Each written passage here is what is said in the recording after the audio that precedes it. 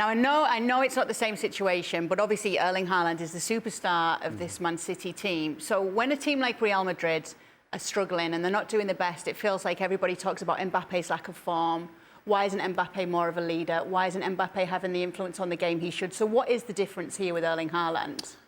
Well, the difference is Mbappe was getting opportunities and Haaland's not. And so if you're not getting opportunities, it's completely unfair to point the finger at Haaland, because what's he supposed to do? He's there to score goals. In order for him to score goals, then the other 10 are there to provide. And if they don't provide, yes, you can talk about, well, you can do things on your own. But let's be honest, he's standing in a penalty box with normally 8 or 9 other defenders from the opposition standing around him. So I'm not quite sure what anybody expects Haaland to do.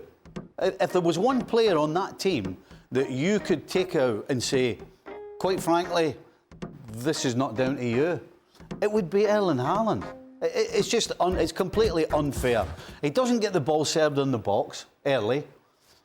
In fact, he doesn't get the ball served in the box at all, pretty much right now, because they just won't put it in. For some reason, they still want to keep a hold of it. They still want to have 1,000 passes, and then he gets boxed in, basically. So, yeah, I don't understand anybody who can seriously turn around and point the finger at Erling Haaland for the problems that City are having right now. Do you see it the same way, Don, that he's completely blameless in this situation?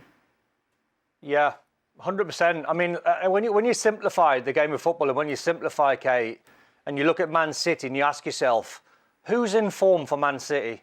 And we've just seen a graphic there, the team. Not one single player is in form. So Phil Foden, who was Young Player of the Year last year, is not in form. Kevin De Bruyne has been in out of the side, injured. Jack Grealish hasn't done it this season. Pressure on him, by the way, if he's going to be there next season. Doku's had injuries, been in and out the side, and we talked about Rodri and Kovacic.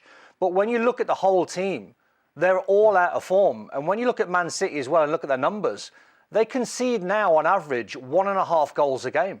That's their average number conceding. So it puts an awful lot of strain on a man.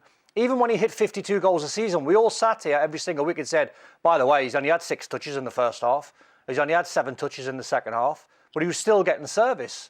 So now the service has dried up. And Stevie nailed it there when he said they still want to have 1,000 passes. And what that is, that's a team that's got doubt. That's a team that's got lack of confidence. So if you're in a really good area, and normally without even thinking, you'd whip a ball in towards Erling Haaland, now you've got no confidence. You're like, oh, I'll take a touch. And what I'll do is I'll go safe and I'll go sideways. By that time, that pass is not on anymore.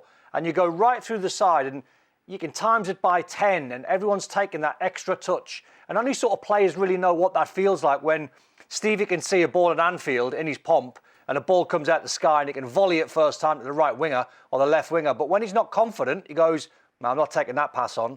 I'm not taking that Hollywood pass on first time. What I'll do is I'll take a touch. I'll go into Ian. Ian will go safe to Kay. We'll go back to Don. And by that time, the centre forward's made 10 runs and he's not getting any service. So it's doubt, it's lack of confidence, and somehow they've got to try and find a spark, which is incredibly difficult. What's been your overall impression of it, Ian?